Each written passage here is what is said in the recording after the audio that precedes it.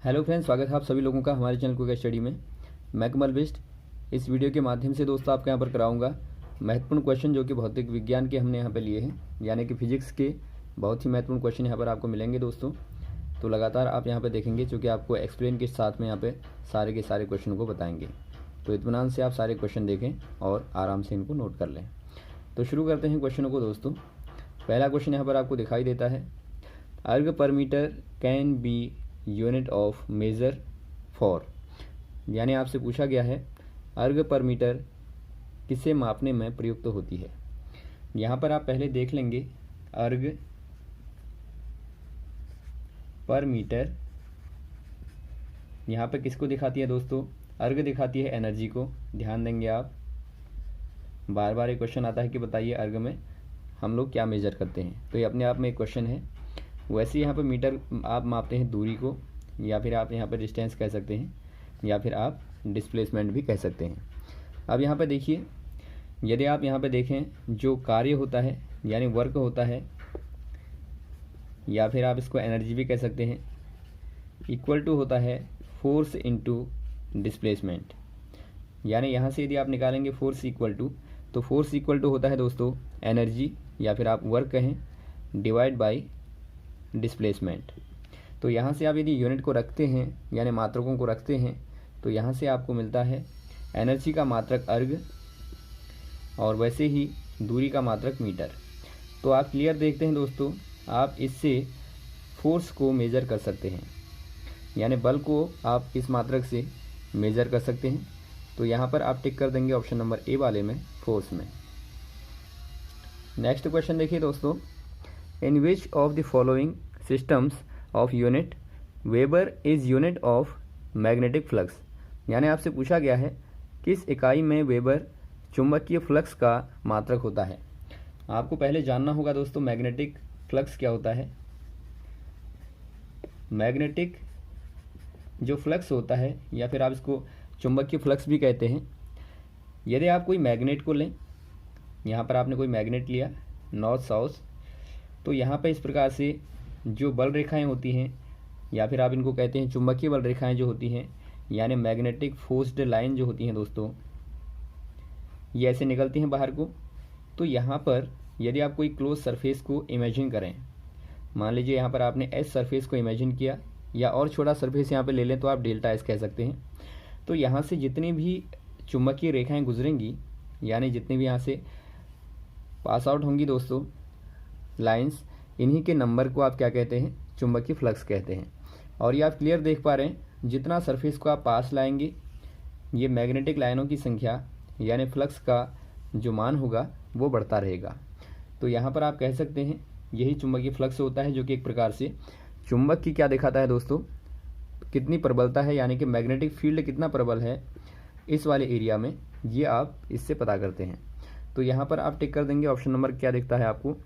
तो यहाँ पर आपको चूँकि पूछा गया है कि किसका मात्रक यहाँ पर वेबर कौन सी वाली इकाई में होता है, तो वेबर दोस्तों ये एसआई में होता है, यानी चुंबकीय फ्लक्स का जो एसआई मात्रक होता है वो वेबर ही होता है। तो ऑप्शन नंबर आप सी वाले में टिक कर देंगे। नेक्स्ट क्वेश्चन देखिए दोस्तों, the binding energy of a nucleon in a nucleus is of order of a, यानी आपसे पूछा गया है नाभिक में नाभिकीय कणों की बंधन ऊर्जा डैश में दिखाई जाती है। यानी जो बाइंडिंग एनर्जी होती है न्यूक्लियॉन्स की दोस्तों, पहले यहाँ पर आपको समझना पड़ेगा न्यूक्लियॉन क्या होते हैं दोस्तों। न्यूक्लियॉन यानी कि जो नाभिकीय कण होते हैं, जो कि एक प्रकार से नाभिक के अंदर यानी न्यूक्लियस के अंदर दोस्तों, नाभिक के अंदर जो छोटे छोटे पार्टिकल होते हैं उन्हीं को आप न्यूक्लियॉन कहते हैं। अब यहाँ पे देखिए, यदि आपको यहाँ से एक न्यूक्लियॉन को बाहर निकालना है, आप पहले समझ लेंगे बाइंडिंग एनर्जी को। बाइंडिंग एनर्जी, या फिर आप इसको हिंदी में कहते हैं बंधन ऊर्जा। बंधन ऊर्जा कहने का मतलब है जिस ऊर्जा के साथ में ये आपस में बंधे होते हैं। मान लीजिए यहाँ पर आपने दोस्तों छोटे से पार्टिकल्स का एक सिस्टम लिया, यानी आपने समूह लिया।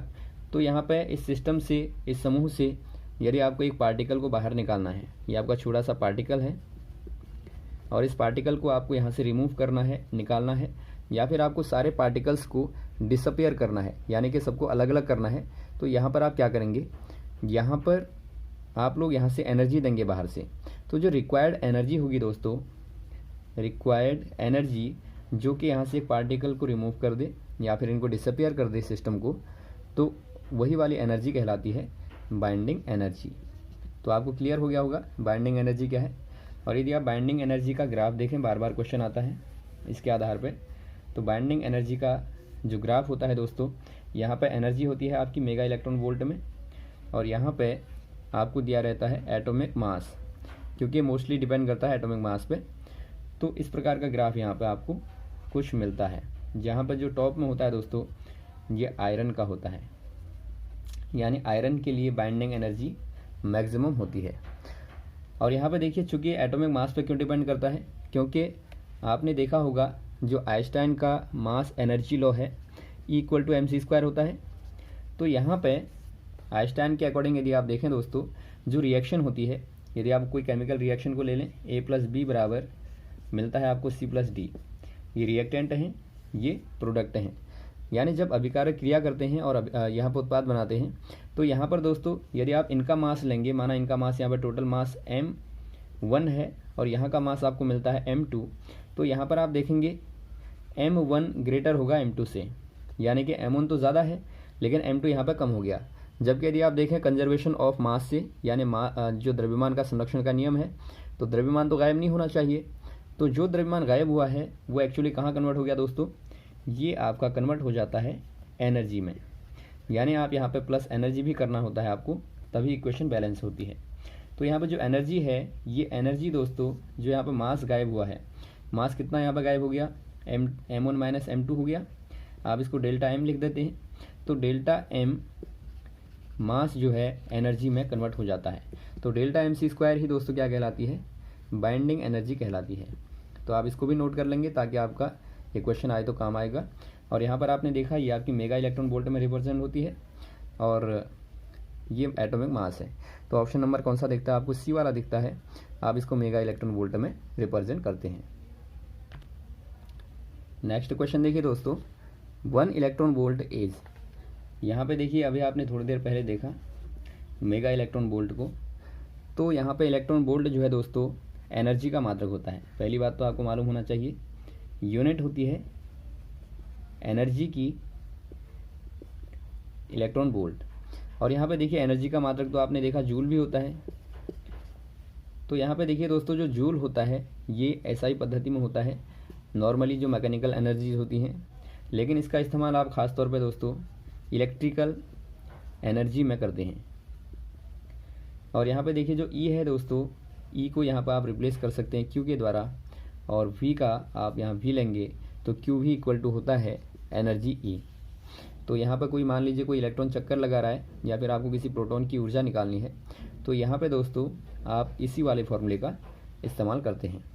अब यहाँ पे देखिए आपको चूँकि बदलना है इसको जूल में, यानी आपने पहले देख लिया कि जो इलेक्ट्रॉन वोल्ट है एनर्जी का मात्रक होता है, और आपको यदि इसको जूल में कन्वर्ट करना है तो आप कैसे करेंगे, आपको मालूम होगा यदि आप यहाँ पे इलेक्ट्रॉन को रिप्लेस कर दें क्यू से, एक इलेक्ट्रॉन का जो चार्ज होता है 1.6 × 10⁻⁹ कूलाम होता है, और वोल्ट का इंटू वी कर देंगे तो कूलाम इंटू वोल्ट दोस्तों क्या होता है, कूलाम इंटू वोल्ट जो होता है ये आपका जूल होता है, और 1.6 आपका ऐसे ही रहेगा इंटू 10⁻⁹ ऐसे ही रहेगा, यानी आपका इतना जूल आ गया।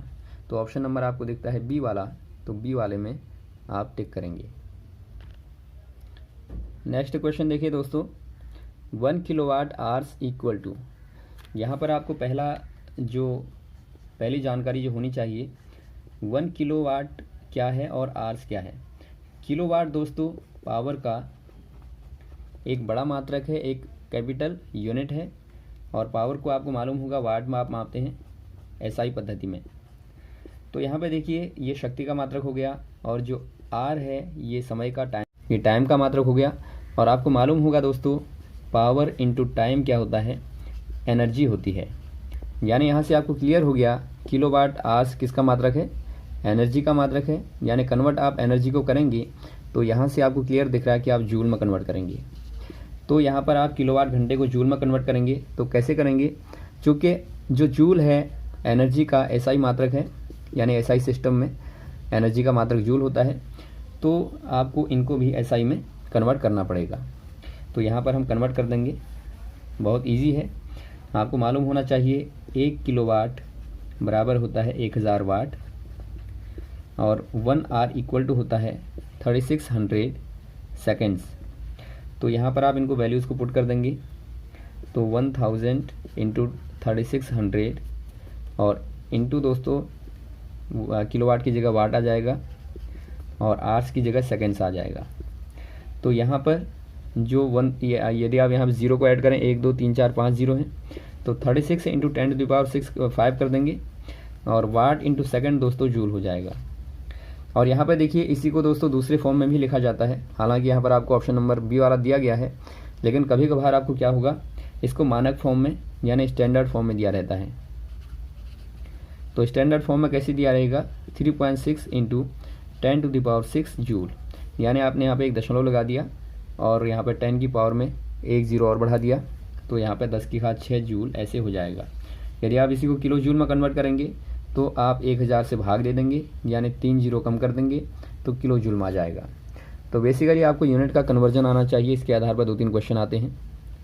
नेक्स्ट क्वेश्चन देखिए दोस्तों, नेक्स्ट क्वेश्चन यहाँ पर आपको दिखाई देता है 1 पिकोफैरड इज इक्वल टू, पहले आपको मालूम होना चाहिए पिकोफैरड होता क्या है।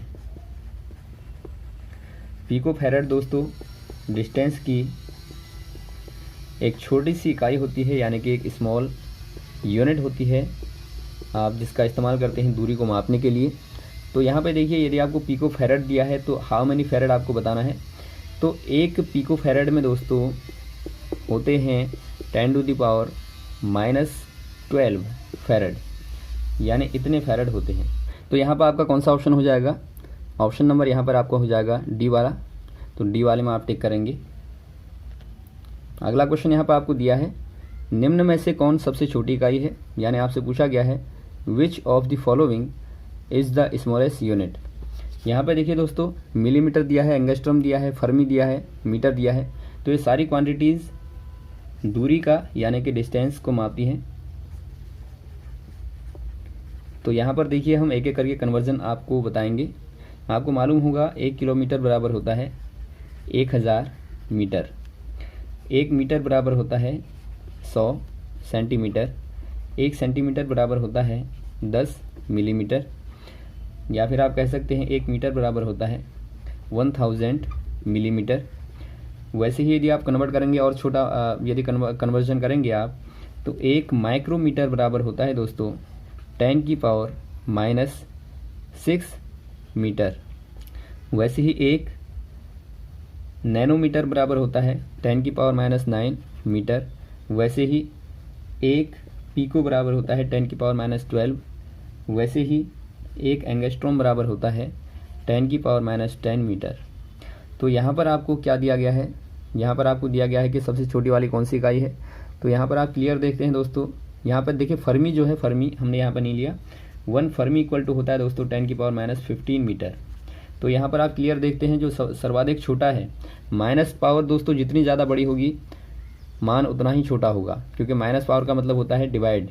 मान लीजिए आपका 10 की पावर माइनस आपको 3 दिखाना है, तो ये आपका 1/1000 होगा, और वैसे आप 10 की पावर -2 करेंगे तो 1/100 होगा। तो क्लियर देख रहे हैं 1 के 1000 भाग, 1 के 100 भाग, तो ये बहुत बड़ा है इसकी तुलना में। तो यहाँ पर आप देखते हैं वैसे ही ये दोस्तों बहुत ही छोटी इकाई है जो फर्मी दिया है आपको, और फर्मी के माध्यम से आपको मालूम होगा जो परमाणु होता है, एटॉम होता है, उसके नाभिक को यानी उसके न्यूक्लियस को दोस्तों मेज़र किया जाता है। तो यहाँ पर आप टिक कर देंगे ऑप्शन नंबर सी वाले में। नेक्स्ट क्वेश्चन देखिए दोस्तों, विच रिलेशन इज़ रॉन्ग, यानी आपको बताना है नीचे दिए गए संबंधों में से कौन सा वाला संबंध गलत है। यहाँ पे पहला वाला आपको दिया है 1 कैलोरी। जो कैलोरी होती है दोस्तों या कैलोरी होती है, ये आपको मालूम होगा एनर्जी का मात्रक होता है, यानी ऊर्जा का मात्रक होता है। तो ऊर्जा का मात्रक कैलोरी भी होता है, ऊर्जा का मात्रक जूल भी होता है। तो यदि आप कैलोरी को जूल में कन्वर्ट करते हैं तो how many joules in 1 calorie आपको बताना है। तो यहाँ पर दोस्तों आपको बहुत बार बताया जा चुका है, ये बार बार पूछा भी जाता है, 4.18 जूल आपका 1 कैलोरी में होता है। और आपको ये भी मालूम होना चाहिए दोस्तों, जो ख़ास तौर पे जो भोजन से प्राप्त होने वाली ऊर्जा होती है या फिर जो न्यूट्रिएंट्स से आपको मिलती है ऊर्जा, आप इसको कैलोरी में बताते हैं। और वैसे ही जो जूल है ये मोस्टली यूज़ होती है मैकेनिकल एनर्जीज़ को मेजर करने के लिए।